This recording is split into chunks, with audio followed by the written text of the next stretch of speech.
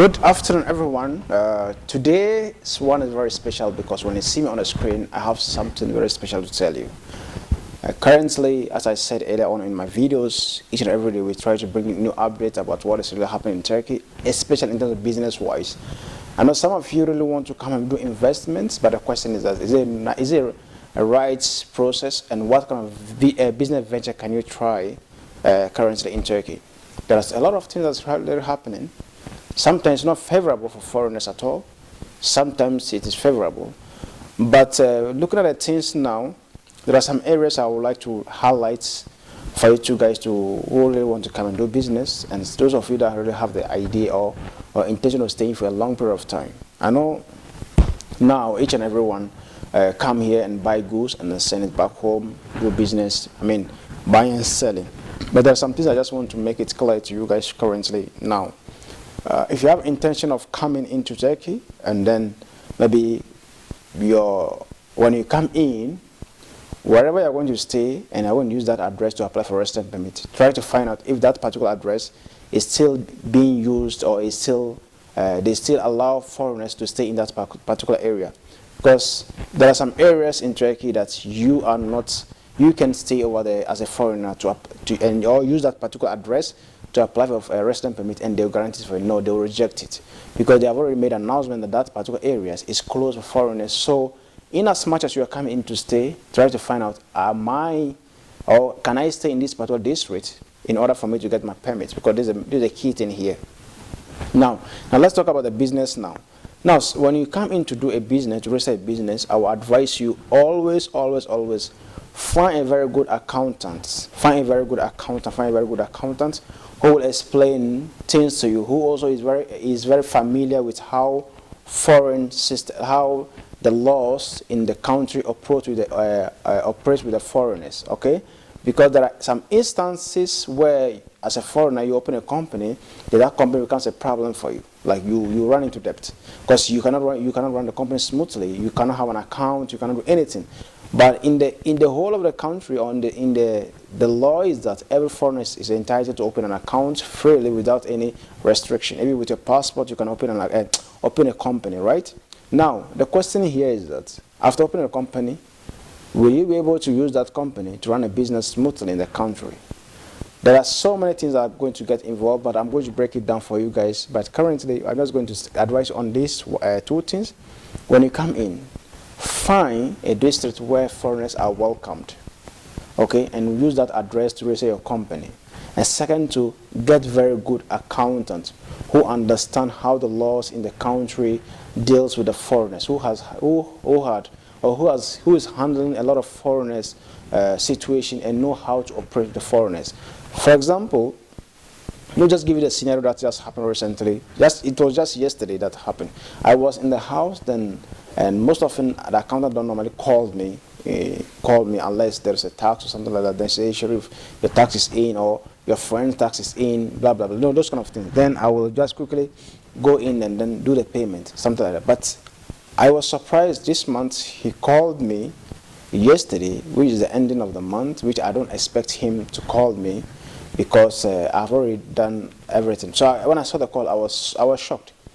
So it was one of my friends that I assisted to open his company, directed one of his friends also to that my accountant to assist him. So when he got there, my accountant didn't really understand what the guy is explaining about. He was talking about. So it's all about him opening a company, getting restaurant permit, all those kind of stuff. So my accountant told me that, hey, listen, Sharif, currently, in Mamak now, where I live currently, they have closed all those areas for foreigners to get resident permit. So your friend need assistance need another address in other districts. Can you assist? I said, okay.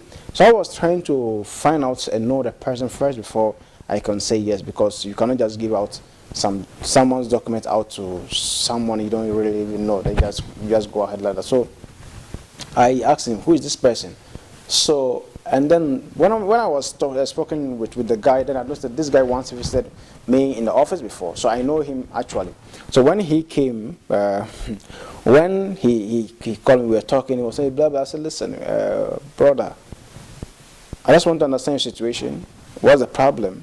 When I understand the problem, I will find a solution to your problem. So he was saying that he needed a house control and the house papers document to apply for resident permit because the mama has been closed, all those kind of, that's okay, listen.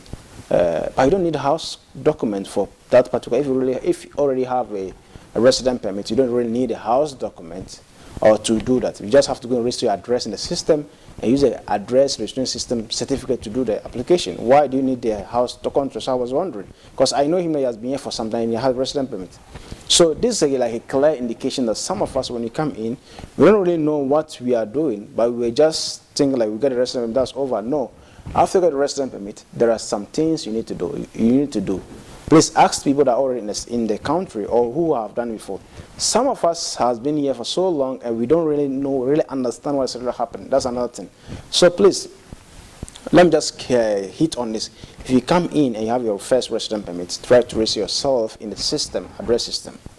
It's very, very important because the next time when you're renewing your resident permit, you don't need a house contract again. Because the house contract is just to show that you are living in this particular address, and anytime they need you, they can find it from that place.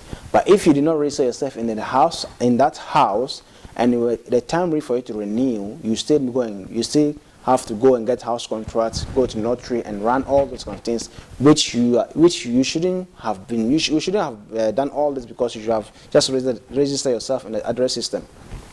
Now, the reason why I'm talking about this is that this guy went and was trying to apply for resident permits, right?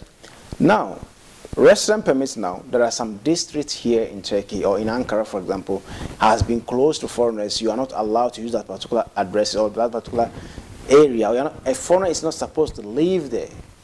Now, when I do my research, this is what I came out with. Most of the areas where has been closed for foreigners to live in are the areas where it is very difficult for them to track, to keep a record of the people, okay? And then these areas also are very cheap when you compare to other areas. So and these areas also are not quite safe. Some of the areas, not all, some of these areas are not quite safe because the people that live there, if you are not very careful, if you don't speak the language, to find a way to communicate with them, to understand, for you guys to understand each other to some level, it is very, very difficult for you to live there. Let me give you some scenario. I just moved into my new apartment where I'm currently in now.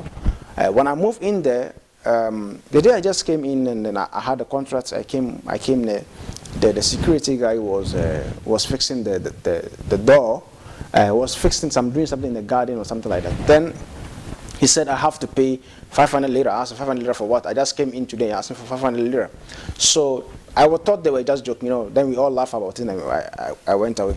So when I finally moved my things in the house, and then I was there, then one evening they were ringing my bell. So I went, and when they were ringing my bell, I thought like normally someone would just ring the random bell at the outside, and you can open for them to enter. So I didn't open. So the second day it happens again. So when I opened the door, I saw this the one who take care of the building, and the one who is in charge of the cleaning and everything at my door. So I opened my door and they said, okay, they come to collect money. I said, which money? They said they come to take last month's maintenance fee and then this month. I said, listen, I just moved in here currently. Why should I have to pay for last year, which I'm not here? Why should I have to pay for something that is the house owner is supposed to pay? So he said, no, you pay as then you pay in there. I said, no, I don't do my things like that. I said, listen, I'll give you a house owner's number. Call him, tell him the situation. If he said I should pay you, I'll pay you. Then I will deduct it from the rent. But if you say I should pay you, then I don't do my things like that, please. So one of them looked at my face, and I saw that when I said that, they are not very aware that this guy is really understand the language and he knows what he's talking about. Because I cannot move in this month, which is not up to 15 days, and ask me to pay for last month's maintenance fee, which I wasn't here. I can't do that. So, in short, what I'm trying to say is that when you when you come into Turkey, try to get in contact with some specific people that you know. Even it can be some people that are all in the country and they really know what they are doing. Not everyone. They really know what they are doing because they can guide you and put you in the right position. And sometimes also, you can try to deal with these agencies, okay? But be careful with what kind of agencies you are dealing with. Some of them don't really know much about how foreigners system works. For example, they don't really know how the resident permit works. They just they can just do the application for you, but they cannot explain to you what you need to understand or what you need to do or what needs to be done at the right time in order for you to proceed. or to get your permit. They don't know about it. So in short, what I don't say is that before you come in, try as much as you can to find a very good location where the one who gets in the place will explain to this place you can get a resident permit. Those areas that are open for foreigners, most often it's a little bit expensive. When I say expensive, if here, for example, where I am currently living, I paid about $200 a month, but in other areas you can pay like for $400, $350 a month. And those areas also are like a city center, but the buildings are not all that new, but they are a little bit good. So do this. Find an accountant who understands how to deal with the foreigners for a business, and then try to understand how to operate in the system. Because you don't be surprised you have your company, everything running, but still you go to some certain areas with all the documents, they tell you no. It's just like something is very frustrating. So don't be surprised you go somewhere, all the documents are intact, you enter there, they tell no, they can't do it for it.